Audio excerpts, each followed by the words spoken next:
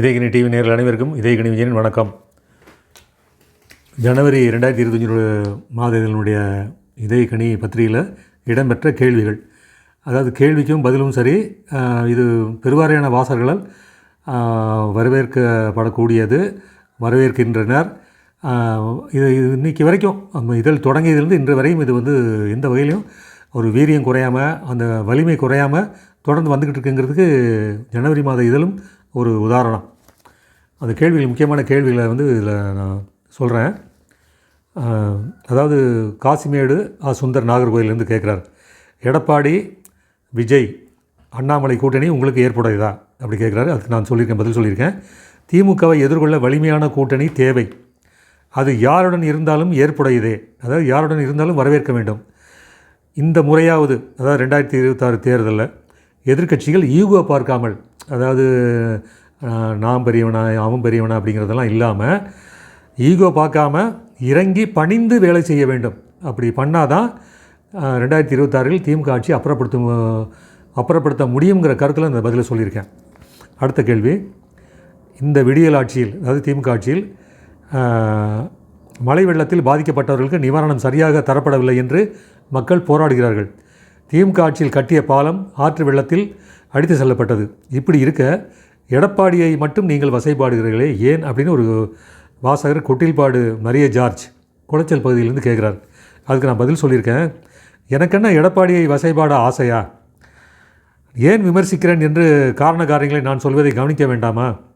அதாவது எடப்பாடி அவர் திமுகவை சரியாக வசைபாடவில்லை, குற்றம் குறை கூறவில்லை என்பதே என் மனக்குறை. அவரது செயல் உங்களுக்கு திருப்தி என்றால் அது உங்களோடு. தொண்டர்கள் பலரது கருத்தை தான் நான் தொடர்ந்து பிரதிபலித்து வருகிறேன் என்பதை பின்னர் நீங்கள் புரிந்து கொள்வீர்கள் அப்படின்னு சொல்லி இதுக்கு நான் பதில் சொல்லியிருக்கேன். இதோட எப்படி பதில் சொல்ல முடியும்? மூணாவது, பழனியிலேருந்து ஜி சக்திவேல் கேட்டிருக்காரு, செஸ் வீரர் குகேஷுக்கு 5 கோடி ரூபாய் பரிசு வழங்கியுள்ளாரே ஸ்டாலின், இது தேவையா? இந்த கேள்வி இதுக்கு பதில் தமிழ்நாட்டில் யாருக்கு சொல்கிறதே இல்லை. ஏன்னா யார் வீட்டு பணமோ கொண்டு கொடுத்துக்கிட்டே இருக்காங்க, இஷ்டத்துக்கு கொடுத்துக்கிட்டு இருக்காங்க. இது ஏன் இப்படி கொடுக்குறீங்கன்னு ஒருத்தம் கூட கேள்வி கேட்க மாட்டேங்கிறான். அதுக்கான எந்த இதுவும் அதாவது தீர்வே இல்லாமல் போகுது. அதுக்கு நான் பதில் சொல்லியிருக்கேன். இது நம்ம தான் அந்த பதிலை டச் பண்ணியிருக்கோம். அதாவது வசதி இல்லாத வீரர்களுக்கு வீடு அல்லது வாழ்வாதாரத்திற்கு வசதி செய்து கொடுப்பது தவறு இல்லை. வசதி இல்லாத வீரர்களுக்கு நிறைய குட்டி கொடுக்க வேண்டும் என்றால் திமுக நிதியிலிருந்து கொடுக்கட்டுமே. இது திமுக நிதியிலிருந்து கொடுக்குறது அதிமுகவுக்கும் பொருந்தும். அதிமுக ஆட்சியிலும் இந்த மாதிரி அள்ளி கொடுக்குறது இந்த வேலையெல்லாம் நடந்துச்சு. அது பண்ணக்கூடாது. நீ கட்சியிலேருந்து நிதி பணத்தை கொடுங்க, ஏதோ ஒரு கௌரவப்படுத்துங்க, பாராட்டுங்க, அதோடு நிறுத்திக்கணும். மக்கள் வரி பணத்துலேருந்து அள்ளி கோடி கணக்கில் கொடுக்குறதுங்கிறது அது அர்த்தமற்றது, முறையற்றது அப்படிங்கிறது நான் சொல்ல விரும்புகிறேன். தமிழக அரசு கடன் வாங்கி அதல பாதாளத்தில் தமிழ்நாட்டை தள்ளுவதற்கு திமுக தலைமை முனைப்போடு வேலை செய்கிறது. இப்படி பணம் கொடுத்தா அவ்வளோதான், பட்ஜெட்டு ஓவர் ஆகிடும். அதாவது அதற்கு யாராவது நீதிமன்றங்களை நாடினால், எதுக்கோ நீதிமன்றங்களுக்கு போகிறாங்க, போய் வழக்கு போடுறாங்க. இதுக்கு தான் மெயினாக போகணும். இந்த மாதிரி அரசு நிதியிலேருந்து பணத்தை இப்படி கொடுக்குறாங்களேன்னு நாடினால் நல்லது. மக்கள் வரி பணத்தை இலவசம் பரிசு என்ற பெயரில் வீணடித்தால் அவர்கள் யாராக இருந்தாலும் அறவே அப்புறப்படுத்த வேண்டும். அது எந்த கட்சி ஆட்சியில் இருந்தாலும் அப்புறப்படுத்தணுங்கிறது இந்த நம்மளுடைய பதில். அடுத்த கேள்வி, தூத்துக்குடியிலேருந்து பாரூக் கேட்டிருக்காரு, ரெட்டைலை சின்னத்திற்கு ஏற்பட்ட சிக்கல் தீருமா? ரெட்டைலை சின்னத்தை வைத்து தேர்தல் ஆணையம் அரசியல் செய்யக்கூடாது அப்படின்னு சொல்லி நான் பதில் சொல்லியிருக்கேன். நீதிமன்றங்களும் இதன் சிக்கல்களை தீர்த்து வைக்க வேண்டும். இதை வச்சு இழுத்துக்கிட்டு இந்த விஷயத்தை இழுத்துட்டு போயிட்டே இருக்கக்கூடாது. இதுக்கு என்ன யாருக்கு போய் சேரும், யாருக்கு சேராது அப்படிங்கிறதுக்கெலாம் இல்லாமல் நியாயமான தீர்வுகள் வழங்கப்பட வேண்டும் என்பது நமது கோரிக்கை.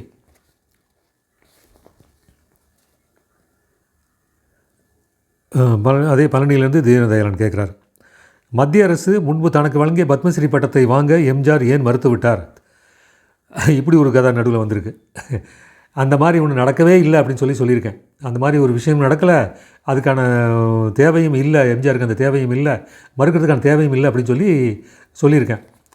ஏன்னா வந்து அப்படி அறிவிப்பு வந்து சிவாஜிக்கும் பானுமதிக்கும் தான்.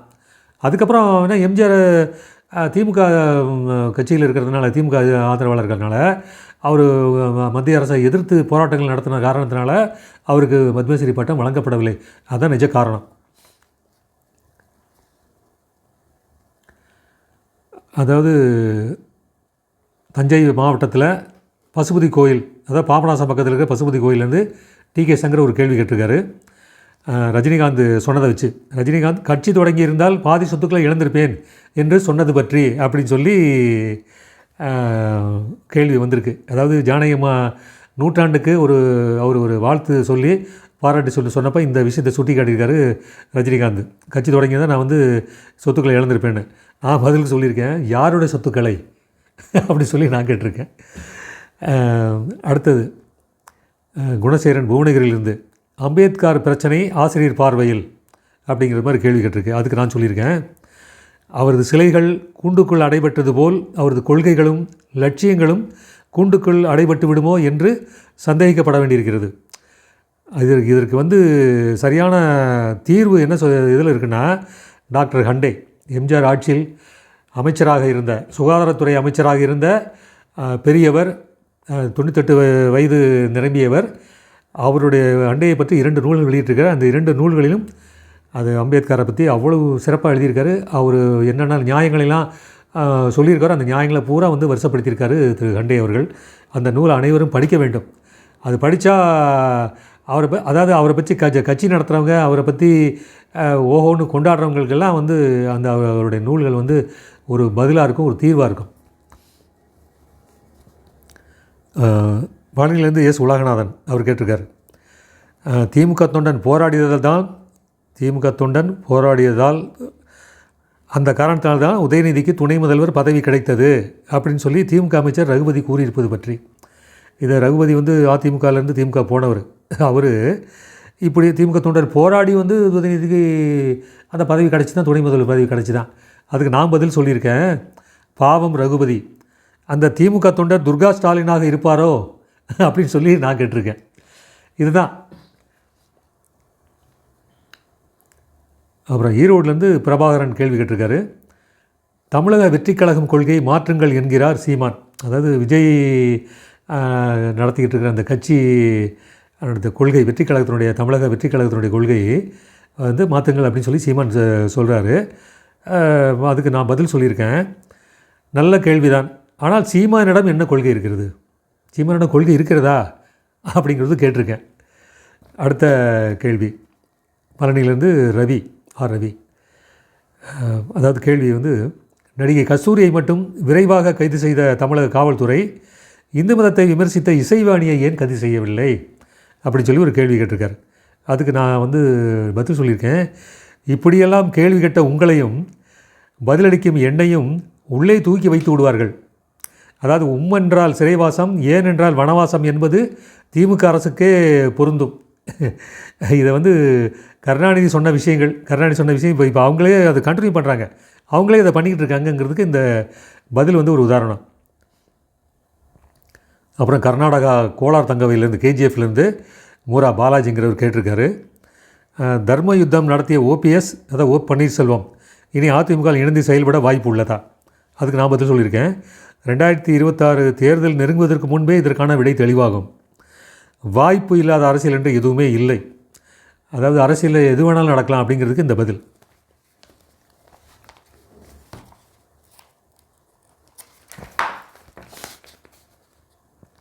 திருவண்ணாமலையிலிருந்து கே நடராஜன் ஒரு கேள்வி கேட்டிருக்காரு, ஆளும் கட்சியை எதிர்த்தால் தான் ஹீரோவாக முடியும் என்கிறார் நடிகர் பார்த்திபன் அப்படின்னு சொல்லி கேட்டிருக்காரு. அதுக்கு நான் பதில் சொல்லியிருக்கேன், அப்படி ஹீரோவாக இருந்தவர் எம்ஜிஆர் மட்டுமே. இனி யார் அப்படி ஹீரோவாக இருக்க போகிறார்கள் என்பதை பொறுத்திருந்து பார்ப்போம். அந்த மாதிரி பதில் சொல்லியிருக்கேன். அடுத்த கேள்வி, அதாவது திருப்பூர் மாவட்டம் மடத்துக்குளத்திலிருந்து சி மகேந்திரன் சிவலிங்கம் கேட்டிருக்காங்க. கேள்வி, அதிமுக ஆட்சியில் மக்கள் நலத்திட்டங்கள் வழங்கப்பட்டது போல் இப்பொழுது உள்ளதா அப்படின்னு கேள்வி கேட்டிருக்காங்க. அதுக்கு நான் பதில் சொல்லியிருக்கேன், அதனால்தான் அதிமுக அதிருப்தி இல்லாத ஆட்சியை தந்தது என்று ஆரம்பம் முதலே கூறி வந்தேன். அதை அதிமுக தக்க வைக்க தவறிவிட்டது என்று கோவப்படுகிறேன். அதையும் இதில் சுட்டி காட்டியிருக்கேன். பழனியிலேருந்து சீனிவாசன் கேட்டிருக்காரு. அனைத்து திட்டங்களுக்கும் கருணாநிதி பெயரை வைக்காமல் வேறு யார் பெயரை வைக்க வேண்டும் என்று உதயநிதி கேட்கிறாரு. அதாவது எல்லா திட்டங்களுக்கும் கருணாநிதி பேரை வச்சுக்கிட்டு இருக்கீங்களே அப்படிங்கிற மாதிரி ஒரு இந்த குற்றச்சாட்டுக்கு உதயநிதி ஸ்டாலின் கேட்குறாரு. அவர் பேரை வைக்காமல் வேறு யார் பேரை வைக்கணும் அப்படிங்கிறது உதயநிதி கேட்குறாரு. அதுக்கு நான் பதில் சொல்லியிருக்கேன். அண்ணா பேர் வைக்கலாம், பெரியார் பேர் வைக்கலாம், காமராசர் பேரை வைக்கலாம், என்வி நடராசன். திமுகவில் வந்து நேர்மையாக இருந்து வாழ்ந்து மறைந்த என்வி நடராஜன். அதாவது அவர் மேலே ஒரு குற்றச்சாட்டு கூட கிடையாது, ஒரு ஊழல் இது கூட கிடையாது. அப்படி நேர்மையாக வாழ்ந்த என்வி நடராஜன் பேர். அவரை நீங்கள் பிரபலப்படுத்துங்க. அவர் பேரில் திட்டங்களுக்கு பேர் வைங்க. பேராசிரியர் அன்பழகன் இது பில்டிங்கெல்லாம் வைக்க ஆரம்பிச்சிட்டாங்க. அதெல்லாம் ஒரு பக்கம் இருந்தாலும் சேர்த்து சந்தடி சாக்கில் இதையும் சேர்த்து சொல்லிடுவோம் அப்படின்னு சொல்லியிருக்கேன். சாதிக் பாட்ஷா இன்னொரு நேர்மையாளர், திமுகவில் இருந்த இன்னொரு நேர்மையாளர் சாதிக் பாட்ஷா, அவர் பேரை வைங்க. அப்படியாவது அவங்களுடைய நேர்மையை வெளிப்படட்டுமே. அதுக்கு தான் உங்கள்கிட்ட அதுக்கு வாய்ப்பே இல்லையே என்று பெரிய பட்டியல் உள்ளது. இதை எதிர்கட்சிகள் எடுத்து சொல்லலாமே. இது நம்ம சொன்னோம், இயக்கணி சார்பாக சொல்கிறோம். இதை எதிர்கட்சிகள் எடுத்து சொல்லலாம்ல. அதிமுக சொல்லலாம், வேறு எந்த கட்சி கூட இருக்க கூட்டணி கட்சியில் இருக்கிறவங்க சொல்லலாம். இப்போ இன்றைக்கி கம்யூனிஸ்ட் கட்சியும் மார்க்சிஸ்ட் கம்யூனிஸ்ட் கட்சியும் திருமாவளவனும் கொஞ்சம் எதிரான போக்கில் வந்து விமர்சனம் பண்ண ஆரம்பிச்சிட்டாங்க. அவங்க கேட்கலாம்ல, பேரை வைக்கலாம்னு சொல்லி கேட்கலாம்ல. ஏன் கேட்க மாட்டேங்கிறாங்க? அடுத்த கேள்வி, அதாவது மதுரையிலேருந்து எம்எஸ் பாண்டியன், சேலத்திலேருந்து சத்தியமூர்த்தி, திண்டுக்கல் நத்தத்திலேருந்து முனியசாமி. அவங்க கேட்குறாங்க, பாஜகவுடன் திமுக ரகசிய கூட்டணி என்று அதிமுக தலைமை கூறுவது பற்றி.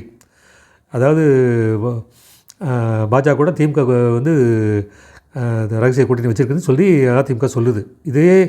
இதே தான் திமுகவும் நான் பதில் சொல்லியிருக்கேன். இதே திமுகவும் தான் பாஜகவும் அதிமுகவும் ரகசிய கூட்டணி அமைத்துள்ளது என்று கூறுகிறது திமுக சொல்லுது. இப்படி நீங்கள் அவங்க சொல்லியிருக்காங்க. இப்போ இந்த 2026 சட்டமன்ற தேர்தல் வரும் வரை இந்த அக்கப்போர் தொடரும் அப்படின்னு சொல்லி பதில் சொல்லியிருக்கேன். கடைசியாக ஒரு கேள்வி, பெரியகுளத்துலேருந்து ஷார்மிளா கேள்வி கேட்டிருக்காங்க. திமுகவின் முன்னாள் மந்திரி ஆர் ராசா, அதாவது திகார் ஜெயிலில் போயிட்டு வந்தார் இல்லையா, கனிமொழியோட போய் கழுதி நின்று வந்தார்ல, அவரை பற்றி கேள்வி. ஆர் ராசா கனிமொழி மீதான வழக்குகள் என்னவாயிற்று? இது மறந்துடக்கூடாதுங்கிறதுக்கு நம்ம வாசகர்கள் தெளிவாக இருக்காங்க. நம்ம மறக்கடிச்சிட்டு இருக்காங்க, நம்ம மறந்துக்கிட்டு இருக்கோம். அதுக்கு பதில் சொல்லியிருக்கேன். கொஞ்ச நாளாக திமுகவுடன் மத்திய அரசின் கத்தி நீட்டாமல் இருக்கிறது. கொஞ்ச நாளாக திமுகவிடம் மத்திய அரசின் கத்தி நீட்டாமல் இருக்கிறது. இது அரசியலாகுமா? நிஜமே அப்படித்தானா என்பது மத்திய மாநில அரசுகளுக்கு வெளிச்சம் அப்படிங்கிறது நம்ம ஒரு சந்தேகத்தை நம்ம வந்து எழுப்பியிருக்கோம். ஆனால் அது அந்த மாதிரி இல்லை. ஏன்னா நடவடிக்கைகள் நடந்துக்கிட்டு இருக்குது. ஆனாலும் ஒரு சீரியஸான போக்கு இல்லை. இன்னும் கொஞ்சம் சீரியஸான போக்கு வரணும். ஏன்னா அண்ணாமலை வந்து அவ்வளோ குற்றச்சாட்டுகள் சொல்லிகிட்டு இருக்காரு. அவ்வளோ ஊழல் பிரச்சனைகள் வந்து அடுத்த ஃபைல் வரப்போகுது, அடுத்த இதை நான் வெளிப்படுத்த போகிறேன் அப்படின்னு சொல்கிறாரு. ஆனால் அதுக்கான எதிர் நடவடிக்கைகள் என்னங்கிறது வந்து பெருசாக இல்லைங்கிறது கேள்வியாக இருக்குங்கிறது தான் இப்போ நம்மளுடைய கேள்வியும் பதிலும். நன்றி, வணக்கம்.